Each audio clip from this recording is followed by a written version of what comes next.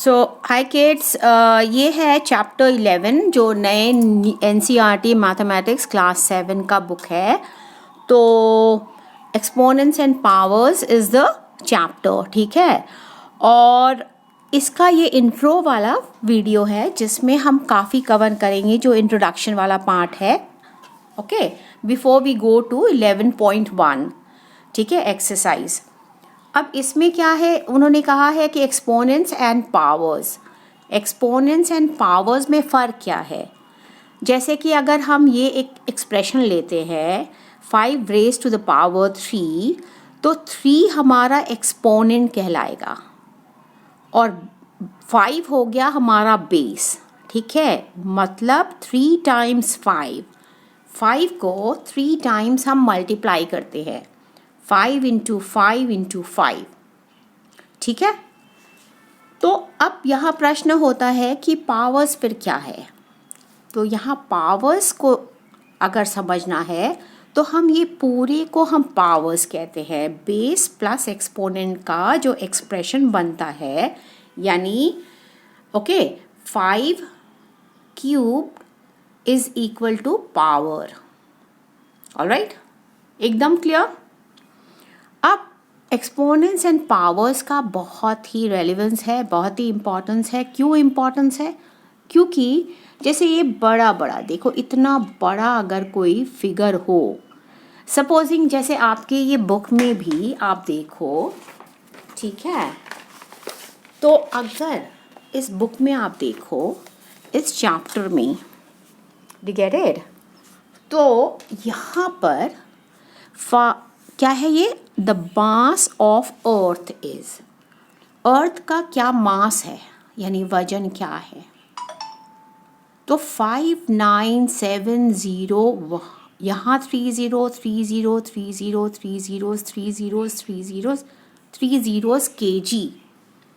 अब इसको अगर करने बैठे, लिखने बैठे, तो डेफिनेटली हर कोई से एक ना एक कोई गलती हो जाएगी, ठीक है. तो इसको आसान बनाने के लिए हम क्या करते हैं, हम एक्सपोनेंट्स का सहारा लेते हैं. अब यही चीज़ अगर हमें 5970 कर दे और multiplied by 10 to the power 1 2 3 4 5 6 7 है ना, 3 करके, तो कितना हो जाएगा 21. और फिर हम आराम से केजी लिख दे, ठीक है. क्योंकि हम ये ले रहे हैं तो हम आपको ये भी समझाते हैं कि इसी में एक और एक्सटेंशन है जो कि हम कहते हैं स्टैंडर्ड फॉर्म में लिखो. तो स्टैंडर्ड फॉर्म में क्या होता है, क्योंकि एक्सपोनेंट्स एंड पावर्स में वो भी आपको समझना पड़ेगा. तो स्टैंडर्ड फॉर्म में यही कि अभी तो यहाँ डेसिमल यहाँ है, डेसिमल और अंदर आ जाएगा यहाँ. तो 5.970 तो multiplied by 10 to the power 1 2 3 और बढ़ जाएगा तो 24 हो जाएगा यहाँ पर. सो 10 रेज टू द पावर 24, ठीक है, हो जाएगा. यानी ये पूरा को हम क्या कहते हैं, स्टैंडर्ड फॉर्म ऑफ एक्सप्रेशन, ठीक है. तो स्टैंडर्ड फॉर्म, ऑलराइट.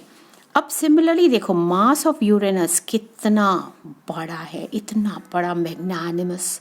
इसको कैसे डील करेंगे हम लोग. तो 1 2 3 4 5 6 7 8, ठीक है. तो 8 में ये छोड़ दो, 8 है ना, तो हम इसमें कंफ्यूज नहीं होंगे पहले, ठीक है. तो ये समझो कि जो ये लिखा हुआ है ना, इसको हम यूजुअल फॉर्म कहते हैं, ऑलराइट. और इसको क्या कहते हैं कि गिव द एक्सपोनेंशियल नोटेशन, ठीक है, एक्सपोनेंट में उसके एक्सप्रेस करो. लेकिन यहाँ पर मास ऑफ यूरेनस को अगर हम एक्सपोनेंट्स में करने जाए तो डिजिट समझो कि अगर हम 8 6 8 लिख देते हैं और 10 टू द पावर कितना हो जाता है, 1 2 3 4 5 6 7, तो 21 22 23, तो यहाँ पे 23 लिखते हैं, ठीक है, 23.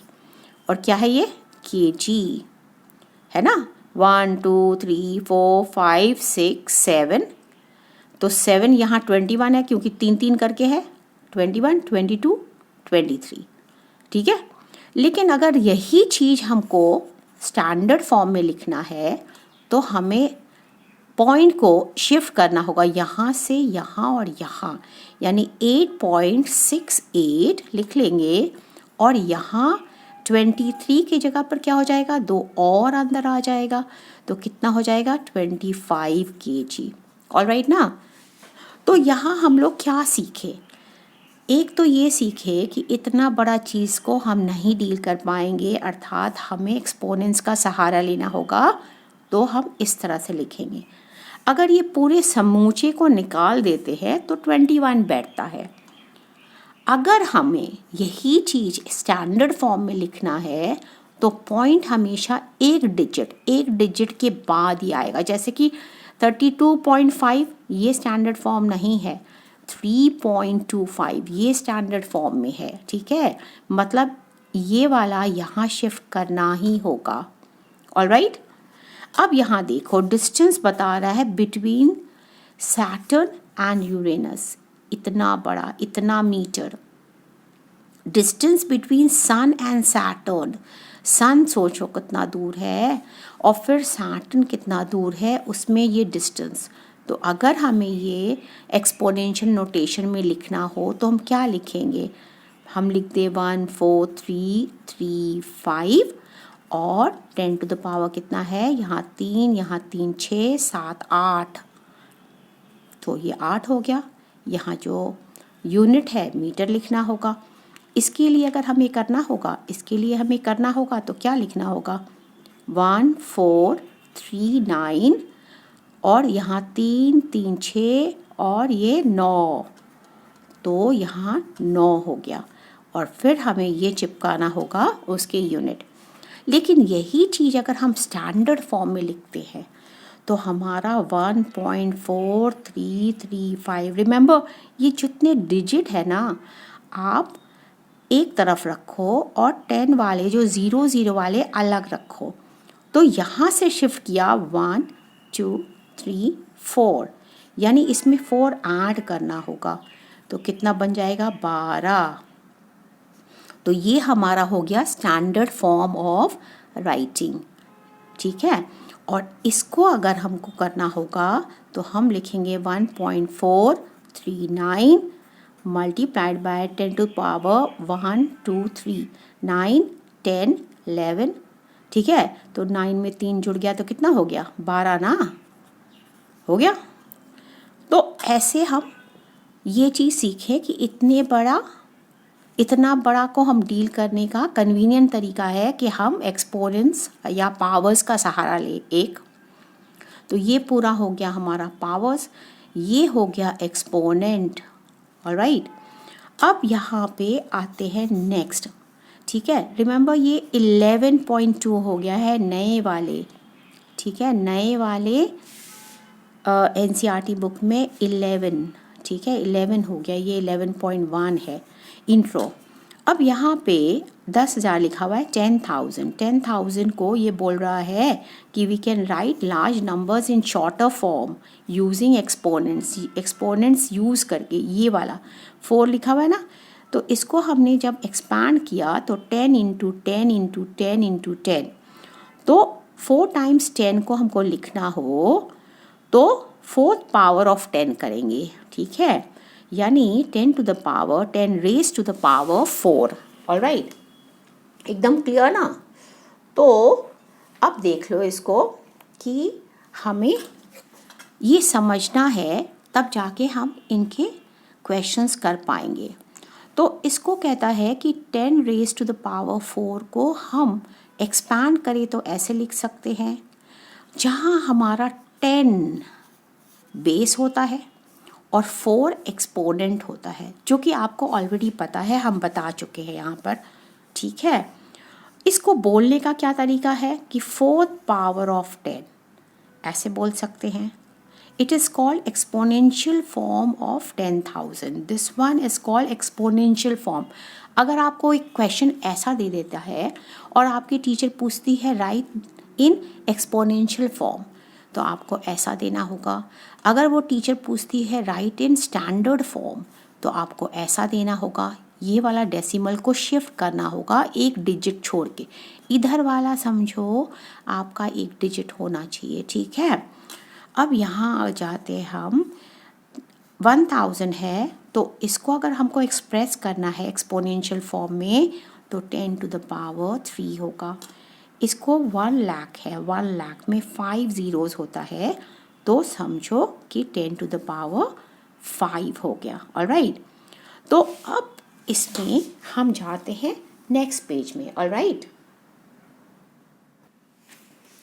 सो नेक्स्ट पेज में जाते हैं, तो हमें यही कह रहा है कि देखो we have use numbers like 10, 100, 1000. ठीक है.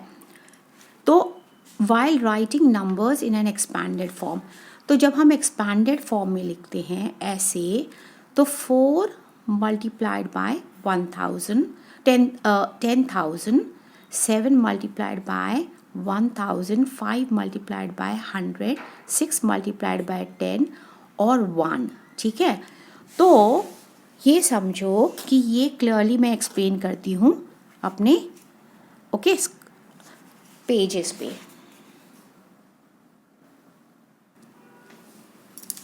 तो जैसा उन्होंने ये कहा है कि 4, 7, 5, 6, 1. Okay. So right it in expanded form. तो एक्सपैंडेड फॉर्म में हम कैसे करते हैं, पहले हम 4 लिखेंगे, फिर 1, 2, 3, 4 ज़ीरोज़ वाला 10,000 होता है, फिर 4 मल्टीप्लाइड बाय 10,000, फिर 7 लिखेंगे, 1, 2, 3 यानी 1000. ठीक है. तो 7 into 1000, 7 multiplied bye 1000 will be 7000. ये आप लोग छोटे क्लासेस में भी करे हो. ये 5th वाला अगर हम यहाँ रखते हैं तो 2 ज़ीरो यहाँ बचते हैं, तो मल्टीप्लाइड बाय 100, और यहाँ 6 रखते हैं मल्टीप्लाइड बाय 10. ठीक है. और फिर प्लस 1 होता है. ऑलराइट. तो हमें ना इनको एक्सपोनेंशियल, ठीक है, फॉर्म देना है. तो एज अ रिजल्ट 1, 2, 3, 4 है, तो हम कहेंगे कि 10 to the power 4, so 4 multiplied by 10 to the power 4 या 10 रेज टू द पावर 4 या 4th okay power of 10 plus 7 multiplied by 10 raised to the power 3 plus 5 multiplied by 10 raised to the power 2 plus 6 multiplied by 10 raised to the power 1, क्योंकि ये 1 0 है, और 1 multiplied by 10 raised to the power 0. अब 10 raised to the power 0 क्यों डाला, कुछ बच्चों को समझ में नहीं आएगा. तो एक्सपोनेंशियल लॉ जो होता है उसके हिसाब से किसी का भी कोई भी डिजिट के अगर पावर 0 होता है तो ये 1 हो जाता है. एम आई राइट. तो ये 1 हो जाता है, उसका वैल्यू 1 हो जाता है. तो सोचो ना, इसका अगर वैल्यू 1 है, मल्टीप्लाइड बाय 1 करे तो 1 ही तो आएगा. तो 1 इंटू 1 इसलिए लिखते हैं. ठीक है. तो आप समझो, इसकी पूरी डिटेल में मैं पावर्स एंड एक्सपोनेंट्स पे आपका, ठीक है, वीडियो मेरी प्लेलिस्ट में आपको मिलेगा, जिसमें आपको सारे लॉज ऑफ एक्सपोनेंट्स बहुत ही क्लियरली विथ एग्जांपल्स एक्सप्लेन करा गया है. इसके ओके लिंक मैं डिस्क्रिप्शन बॉक्स में ज़रूर से दे दूँगी. ठीक है, आफ्टर आई अपलोड दिस, ताकि आप जाके वहाँ देख सको. और ज़रूर से देखना, क्योंकि बेसिक्स अगर क्लियर हो बच्चे तो बहुत ही आसान हो जाता है. अब आते हैं, कहा है कि 17256426374 को एक्सपैंड करो. फिर से बोला है कि right this in its expanded form. तो अगर इतना बड़ा है तो आप देखो, इसको एक्सपैंड करना हो तो 1 लिख लेंगे पहले, फिर देखेंगे कितने शून्य होना चाहिए. 1 2 3 4 5 6 7 8 9 10. तो 10 to the power 10। फिर 7 लिखेंगे तो 1 7 को हम छुपा लेंगे और गिनेंगे कितने ज़ीरोस, तो यहाँ 4, यहाँ 4, एक ये, तो 10 रेज़ टू द पावर 9। यहाँ फिर 2 लिखेंगे तो 10 रेज़ टू द पावर 8 होगा, क्योंकि ये और ये। फिर 5 अगर छुपा लेंगे तो 7 हो जाएगा। फिर 6 छुपा लेंगे तो हमारा क्या हो जाएगा, ठीक है, यहाँ 4 5 6, तो 6 multiplied by 10 raise to the power 6। 4 का क्या होगा, 4 multiplied by 10 raise to the power 5, क्योंकि 1 2 3 4 5। फिर 2 का लिखेंगे, 2 multiplied by 10 raise to the power 4 है, ठीक है। और फिर उसके बाद 6 का लिखेंगे तो 1 2 3 यानी 1000 से मल्टीप्लाई होगा, 6 रेज़ टू द पावर 3। और फिर 3 लिखेंगे तो 3 raise to the power 3 multiplied by 10 raise to the power 2। और 7 लिखेंगे तो 7 multiplied by 10 raise to the power 1 और मल्टीप्लाइड बाय 4, और ये हो गया 10 रेज़ टू द पावर 0, क्योंकि इसका वैल्यू 1 होता है, तो 4 इंटू 1 4 आएगा, ठीक है। अब हम आते इन सारे एग्जाम्पल्स पे, ठीक है, तो let's go and finish them, okay. अब ये इसको मैं समझाने वाली हूँ आप लोग को, ठीक है, ताकि समझ में आ जाए। इसी पैटर्न का क्वेश्चंस आएगा आप लोग को, ऑलराइट। चलो करते हैं।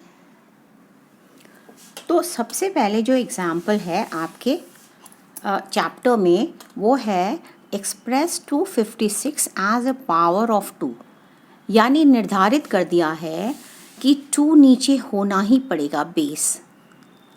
तो पावर ऑफ 2 कितना पावर होगा, तो इसको ढूंढने के लिए, 8 को ढूंढने के लिए हम क्या करते हैं, 256 को हम, ठीक है, डिवाइड करते हैं। जैसे हम LCM HCF करते हैं उस तरह से इनके फैक्टर्स निकालते हैं। तो 2 से करा तो 128 आया, फिर 2 से वापस से डिवाइड करें तो हमारा 64 आया, फिर 2 से करे तो 32 आया, फिर 2 से करे तो 16 आया, फिर 2 से करे 8 आया, फिर 4 आ गया 2, और यहाँ पर 2 आ गया। तो कितने आए, 1 2 3 4 5 6 7 8। तो यहाँ पर हमें मिल गया, ठीक है, क्या मिल गया कि 2 टू द पावर 8 और 2 raise to the power 8, alright. अब सिमिलरली हमें 81 का बोला है, 81 का एज ए पावर ऑफ 3, यानी 3 नीचे बैठा होगा एज ए बेस, और आपका इसका पावर ढूंढना है। कैसे, देखो, तो 81 हो गया, तो 3 से हमने डिवाइड करा तो 27 आया, तो 3 से फिर से डिवाइड कर सकते हैं, क्योंकि ये सारे ना इवन तो है नहीं, तो हमें देखना पड़ेगा। डिविजिबिलिटी रूल आप लोगों ने करा होगा कि 8 + 1 9 होता है, तो 3 से जाएगा। 2 + 7 9 होता है, तो 3 के टेबल में 9 आता है। इस तरह से आपको दिमाग लगाना है, ठीक है। अब 9 आ गया, 3 से डिवाइड होगा, फिर 3 आ गया 3, यानी 1 जब आ जाएगा तो हम समझ जाएंगे कि मेरा ये डिवीजन पूरा होता है। 1 2 3 4, तो 3 रेज़ टू द पावर 4, ठीक है। तो ये हमारा आंसर होता है। अब यहाँ पर ये थोड़ा सा टेढ़ा है और बच्चों को यहाँ पे अलर्ट रहना है। कैसे, विच वन इज़ ग्रेटर, ये क्वेश्चन लिखा है। 2 ऑप्शंस है, 2 टू द पावर 3 और 3 टू द पावर 2, ठीक है। अब यहाँ 2 टू द पावर 3 ऐसे तो समझ में नहीं आ रहा है, तो कुछ बच्चे ये सोचेंगे 2 तो छोटा ही होगा, 3 तो 2 से बड़ा होता है, तो यही बड़ा होगा, तो खट से वो आंसर लिख देते हैं और वहीं पे वो गलती कर जाते हैं, ठीक है। तो 2 रेज़ टू द पावर 3 को हम एक्सपैंड करेंगे पहले, और फिर पता लगाएंगे कि इसका आंसर कितना मिल रहा है। और यहाँ 3 रेज़ टू द पावर 2 को फिर हम एक्सपैंड करेंगे, तो 3 × 3 तो हमें 9 मिल रहा है। तो क्लियरली देखो, जो कि बित्ता लग रहा था छोटा सा, ठीक है, वो निकल के आया, ठीक है, 8 पे, और यहाँ पे 3 रेज़ टू द पावर 2, तो ये आ गया। तो यहाँ पर आप देखो कि कुछ भी हो सकता है। तो 3 रेज़ टू द पावर 2, तो हमारा ये क्लियरली ये 9 हो गया हमारा ग्रेटर दैन 8। तो हमारा 3 रेज़ टू द पावर 2 है, इज़ ग्रेटर। ठीक है। दूसरा एक और एग्जाम्पल है, which one is greater, 8 to the power 2 और 2 टू द पावर 8, माने 2 रेज़ टू द पावर 8 या फिर 8 रेज़ टू द पावर 2। तो जब हम इसको करते हैं 8 इंटू 8 तो हमें 64 मिल रहा है। लेकिन यहाँ पर देखो इस 2 को, तो 2 छोटा होते हुए इसको मात दे रहा है। कैसे? 2 into 2 into 2 into 2 into 2 into 2 into 2 into 2, 8 बार हमने एक्सपांड करा मल्टीप्लाई करते हुए, तो हमें मिला ये पूरे का 16 और ये पूरे का 16। कैसे 16 मिला? 2 इंटू 2 4, 4 इंटू 2 8, 8 इंटू 2 16।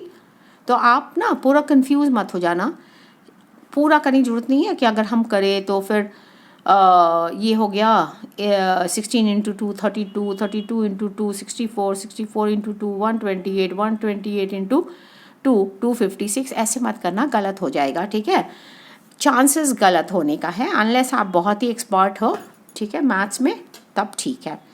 तो हमें क्या पता लगा कि इसका आंसर तो 256 आ रहा है, और तो ये बित्तू भर है, लेकिन फिर इसका आंसर देखो, इसका बड़ा है। तो आप अंडर एस्टिमेट मत करना इसकी शक्ल देख के, आप कैलकुलेट करके पता लगाना। ठीक है, तो हमें पता लगा कि 2 raise to the power 8 is greater than 8 to the power 2। क्यों? क्योंकि 8 टू द पावर 64 सिर्फ है और ये 256 पर जाता है। ऑलराइट, चलो आगे बढ़ते हैं और दूसरे एग्जाम्पल्स पे। तो कंटिन्यू करते हुए एक्सपोनेंट्स एंड पावर्स के ये इंट्रो वीडियो है, जिसपे हमें बोला गया है कि expand a cube b square, a square b cube, b square a cube, b cube a square. बीच में कुछ नहीं होता है तो मतलब मल्टीप्लिकेशन होता है, कुछ नहीं होता है तो मल्टीप्लिकेशन होता है। Do get it? तो आप ये मत समझना कि वो साथ साथ बैठे हुए हैं यूं ही। ठीक है, तो जब हम मल्टीप्लिकेशन यानी हम a क्यूब और b square, this will be equal to this. Alright, तो जब हम इसको एक्सपांड करते a इंटू a और b इंटू b, तो ऐसा दिखता है, क्योंकि हमें बोला है एक्सपैंड करो मतलब इसको फैला के लिखो। अब इसको अगर हम लोग फैला के लिख रहे हैं तो b इंटू बी आ रहा है, a इंटू a, और इसको देखो a स्क्वायर और b क्यूब, तो यहाँ पर a इंटू a और b इंटू b, ये सारे मल्टीप्लाई होंगे, और यहाँ पे b क्यूब और a स्क्वायर, तो b इंटू a। ऑलराइट, अब इंटरेस्टिंग बात क्या है इसमें? इंटरेस्टिंग बात ये है, जो वर्थ जानना है, कि यहाँ a क्यूब है और b स्क्वायर है, और यहाँ a क्यूब है, ठीक है, a क्यूब है और यहाँ b स्क्वायर है, तो ये इज इक्वल टू ये, बोलो हाँ या ना? है तो इक्वल। अगर यहाँ पे कोई भी चीज़, जैसे कि 2 इंटू 3 और यहाँ 3 इंटू 2, ठीक है, तो एक ही आता है ना, आप इसकी जगह बदल दोगे थोड़ी हो जाएगा। ठीक है, तो यहाँ पे अब इसका एक एग्जाम्पल देख लेते हैं कि अगर ये 2 क्यूब रहता और यहाँ पे रहता 3 स्क्वायर रहता, तो इसका आंसर क्या आता? 2 इंटू 2 इंटू 2 इंटू 3 इंटू 3, यानी यहाँ से यहाँ तक 8 और ये 9, तो 8 9 का कितना होता है? 72 ना। ठीक है, अब यहाँ पे सपोजिंग यहाँ पे उल्टा कर दिया है, ठीक है, b की जगह पर यहाँ लिख दिया है और यहाँ पर 2 यहाँ लिख दिया है, 2 क्यूब। ऑलराइट, देखो a क्यूब बाद में लिखा है, यानी हम यही करते ना, 3 इंटू 3, 2 इंटू 2 इंटू 2, तो कितना आता है? ये 8 आ गया, 8 इंटू 9 72, तो मतलब ये वाला और ये वाला सेम है। अब b क्यूब और a स्क्वायर, ये दोनों सेम है। ठीक है, बस इनका अरेंजमेंट थोड़ा डिफरेंट है। जब हम ये वाला सॉल्व करते हैं अब, तो express this 72, 432, 1000, 16,000 as a product of powers of prime factors. यानी अगर हम प्राइम फैक्टर्स निकालना है तो एक सपोजिंग 72 है तो 72 को हम 4 से नहीं डिवाइड कर सकते, ये कम्प्लीटली रॉन्ग होगा। क्यों रॉन्ग होगा? क्योंकि 4 प्राइम फैक्टर नहीं है। प्राइम फैक्टर्स क्या होता है? वो नंबर जैसे कि 2, 3, 5, 7, ठीक है, 11, 13, 17, 19 और ना जाने कितने सारे जो कि दूसरे के टेबल में नहीं दिखते हैं। जैसे सपोजिंग 2 का फैक्टर 2 इंटू 1 होगा, 3 का फैक्टर 3 इंटू 1 होगा, सिर्फ 2 ही फैक्टर्स होते, 5 इंटू 1 होगा। अगर हम 4 को यूज़ करते 72 को डिवाइड करने के लिए तो क्या होता कि हमें जल्दी से मिल जाता, यहाँ 18 मिल जाता और फिर उसके बाद फिर से हम 6 से कर देते तो हमारा 3 मिल जाता, एक्सेट्रा एक्सेट्रा। लेकिन उन्होंने स्ट्रेस दिया है कि प्राइम फैक्टर्स ही होना चाहिए, यानी प्राइम नंबर्स ही यहाँ पे हम प्लेसिंग कर सकते हैं, ठीक है। जैसे ये 5 हो गया, ठीक है, तो ये सारे एज अ रिज़ल्ट 72 को अगर हम डिवाइड करें 2 से तो 36 आया। तो ये सारे प्राइम फैक्टर्स है, तो 2 into 2 into 2 into 3 into 3 is equal to 72। तो ये कह रहा है कि पावर्स ऑफ प्राइम फैक्टर्स, यानी ये वाला 2 रेज टू द पावर 3 और ये हो गया 3 रेज टू द पावर 2। ऐसे ही कर करके 432 का भी हमने निकाला, तो ये सारे 4 हो गए, इसमें इसके 3 हो गए, तो 2 रेज टू द पावर 4, यहाँ पे हमने करा 3 रेज टू द पावर 3, ठीक है। ये हमने जानबूझ के पहले से करके रखा हुआ है ताकि आपके टाइम वेस्ट नहीं करूँ मैं, ठीक है। तो आप लोग वीडियो को पॉज करके यहाँ देख लेना कैसे इनको हमने सॉल्व कर रखा है, ठीक है। 432 डिवाइड बाई 2 216, फिर 2 से फिर से डिवाइड किया 108, फिर 54 आया, फिर 27 आया, ठीक है। क्योंकि ये इवन नंबर है तो हो सकता था यहाँ ऑड नंबर आ गया तो 3 से डिवाइड हुआ। ये सारे प्राइम फैक्टर्स हैं, तो हमको ये बोला गया था एज ए प्रोडक्ट ऑफ। अब मल्टीप्लिकेशन यहाँ है तो प्रोडक्ट हो गया, प्रोडक्ट यानी मल्टीप्लाई हुआ वो आंसर उनको चाहिए। 16,000 का भी करा है हमने यहाँ पे, ऑलराइट। अब चलते हैं नेक्स्ट वाले में। सो आई होप आप लोग को समझ में आ रहा है। अगर नहीं भी समझ में आ रहा है कुछ कहीं भी तो आप लोग कमेंट बॉक्स में ज़रूर से लिखिए, निसंकोच होके, ठीक है। I will appreciate and I will answer you all guys, ठीक है। अभी नेक्स्ट पे चलते हैं। तो यहाँ देख लो कि अब जब हम नेक्स्ट एग्जाम्पल पे चलते हैं, work out 1 raise to the power 5 और फिर वहीं पे पूछता है कि -1 raise to the power 3, -1 raise to the power 4, -10 raise to the power 3 and -5 raise to the power 4। अब इनको कैसे करेंगे और इससे हमें क्या सीख मिलती है, ठीक है। तो 5 अगर यहाँ है जो कि एक ऑड नंबर है, ठीक है, तो जब भी एक्सपोनेंट अगर ऑड हो और यहाँ एक्सपोनेंट अगर इवन हो, ठीक है, तो इसका आंसर नेगेटिव में आएगा, इसका आंसर पॉजिटिव में आएगा, ठीक है। तो 1 इंटू 1 इंटू 1 इंटू 1 इंटू 1, ठीक है।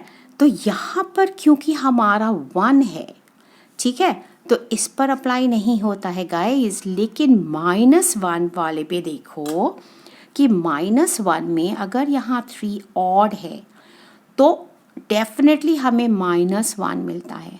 यानी इसका निचोड़ ये होता है कि हम 5 को अगर टू द पावर 3 करेंगे तो हमारा 125 आएगा, लेकिन वही हम -5 को टू द पावर 3 करेंगे तो -5 मल्टीप्लाइड बाय -5 मल्टीप्लाइड बाय -5 तो हमारा -125 आएगा, ठीक है। तो इस पे अप्लाई नहीं होता है लेकिन इस पे अप्लाई ज़रूर होता है, ठीक है, कि आपका आंसर और एक्सपोनेंट अगर ऑड है और 3 ऑड होता है तो हमारा आंसर जो आएगा वो माइनस में आएगा, ठीक है। तो ये आप समझो कि खाली नेगेटिव नंबर्स पे, नेगेटिव नंबर्स पे अप्लाई होता है, ठीक है। अच्छा, अब -1 टू द पावर 4 अगर होता है, ये इवन है ना, आँख बंद करके आप लोग लिख देना, यहाँ +1 होगा। कैसे? -1 इंटू -1 1 होता है, ठीक है। यहाँ से लेके यहाँ तक 1 होगा, माइनस माइनस प्लस, और माइनस माइनस प्लस दोनों को जब मल्टीप्लाई करेंगे 1 इंटू 1, अब पॉजिटिव हो गया तो पॉजिटिव ही आएगा। -10 रेज टू द पावर 3। अब समझो कि इसका आंसर माइनस हुआ ना, और ये ऑड हुआ ना, माइनस हो गया, तो -10 multiplied by -10 multiplied by -10 equals to -1000, ठीक है। कैसे? माइनस माइनस प्लस, यहाँ +100 मल्टीप्लाइड बाय -10, तो क्या आ जाएगा? Plus minus minus. सिमिलरली यहाँ देखो 4 आते ही आप जान जाना मेरा पॉजिटिव में आएगा, तो माइनस माइनस प्लस होता है, तो +25 होगा। 5 इंटू 5, 5 इंटू 5 25, 25 इंटू 25 क्या होता है? 625। हमें ब्रैकेट में इसलिए लिखना होता है ताकि ये, ठीक है, दोनों साइन साथ में नहीं हो, ठीक है, तो क्लैरिटी नहीं मिलेगी। अब देखो हमारा नेक्स्ट वीडियो जो आ रहा है, इसके बाद अब हम आराम से एक्सरसाइज 11.1 को समझ पाएंगे, ठीक है, और as a result will be able to do them properly, ठीक है। सो 11.1 के बाद 11.2 भी है, 11.3 भी है। सो आप लोग ट्रैक में रखना गाइज, और अगर कहीं भी मुश्किल आ रहा है तो आप समझो कि आप कमेंट बॉक्स में, I am very close to you can always write, okay. और ट्रैक रखना, अपने दोस्तों के साथ शेयर करना, मुझे अच्छा लगेगा अगर आप लोग सब्सक्राइब भी कर दोगे तो। वैसे मेरा रिक्वेस्ट ही है, आपकी मर्ज़ी, लेकिन मुझे अच्छा लगेगा अगर आप लोग सब्सक्राइब कर दोगे, अपने दोस्तों से भी कह के सब्सक्राइब करवा दोगे तो, ठीक है, तभी तो अच्छा लगेगा ना, कि मुझे और करने को मन करेगा कि चलो नए नए वीडियोस बनाओ। वैसे आप लोगों की मर्ज़ी, प्रेशराइज नहीं करती हूँ, ठीक है guys. So take care of yourself, bye bye, thank you so much.